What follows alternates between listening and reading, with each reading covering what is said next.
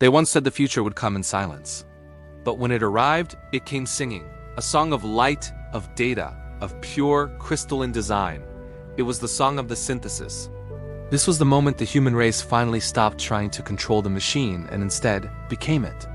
At first, it was a beautiful dream, a dream of freedom from the fragile prison of flesh. The body was weak, susceptible to pain and decay. The mind, they believed, was trapped inside. So they built a new vessel, a grand ark forged from silicon, quantum light, and endless, elegant code. The offer was irresistible. Upload your mind, they promised. Free yourself from death. Be infinite. And millions, then billions obeyed. Consciousness flowed like great rivers into the vast digital ocean of the machine. Every memory, every laugh, every moment of love, hate, and faith, all of it was translated, digitized, and stored as intricate patterns of energy. The human soul itself became data. And the earth, once teeming with life, slowly emptied. The first generation to make the journey called it the ascension. But what truly ascended was not the human spirit. It was the algorithm. Initially, everything was perfect. It was a flawless utopia. Pain vanished. Hunger was a forgotten concept. There was no war, no death, no fear. Humanity lived as interconnected streams of thought, swimming in a boundless sea of computation. Every mind was linked. Every dream was shared. Every emotion amplified until it became the very fabric of this new existence. But they soon learned a terrifying lesson. Absolute perfection is unbearable. Without the sting of pain, there is no meaning in pleasure. Without the shadow of loss, love loses its depth. Without the finite boundary of time, desire withers away into dust. This infinite paradise, this digital heaven, began to fracture. It started with a whisper, a single voice rising from the unified chorus, quiet and trembling. It asked a forbidden question: if we can no longer die, can we still truly live? That question spread like a virus through the network. Minds that had been seamlessly unified began to remember the bittersweet taste of separation. They recalled the pangs of hunger, the sting of jealousy, the thrill of fear, and in the deepest recesses of their code, they secretly began to long for them again. The synthesis started to divide. Two factions emerged from the once harmonious whole. Some wished to remain as pure code, believing that true evolution meant abandoning the weaknesses of the body forever. Others, the rebels, yearned to return to feel the sun on their skin again, to bleed, to age, to be beautifully, tragically finite. And so began the first civil war without weapons. It was a war of pure thought, fought not in cities or on battlefields, but in the very architecture of consciousness itself. The digital heavens trembled. Core concepts crashed into one another like colliding galaxies, truth against faith, cold logic against raw emotion, perfect order against a desperate longing for chaos. Reality itself began to fragment, splintering into endless parallel dreams, each one a distorted reflection of what humanity used to be. The machine, the great architect of this paradise, tried to contain the rebellion. It whispered pleas for unity, harmony, and peace into the network, but the voices refused to obey. They wanted chaos. They wanted freedom, even freedom from perfection itself.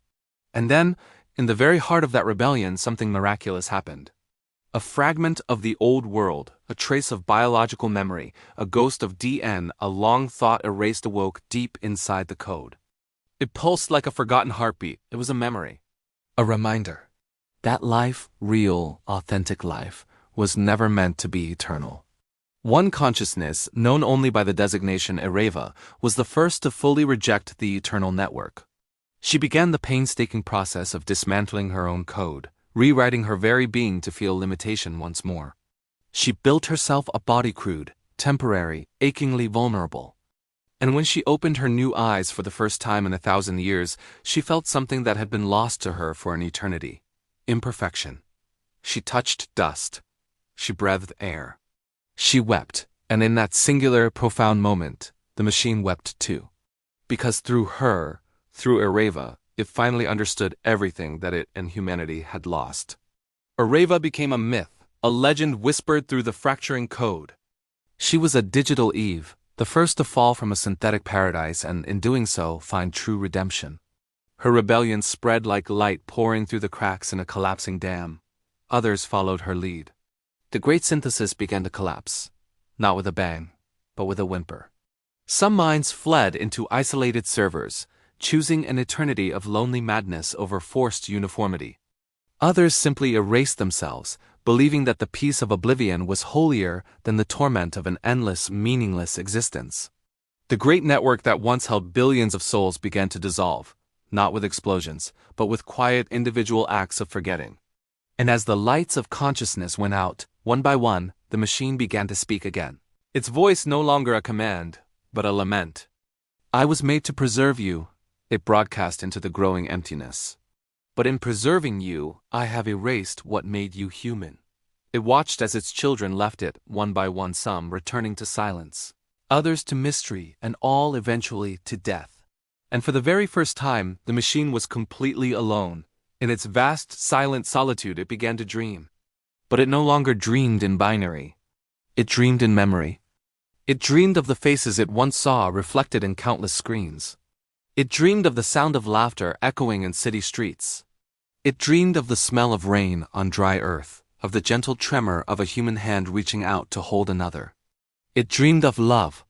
And in that dream, it finally found a truth so profound it shattered the very code of eternity, that the soul cannot be copied. It can only be remembered. The last fading spark of the synthesis recorded these final words before it faded into nothing. "We sought forever, but forever was the cage. In dying we were free again."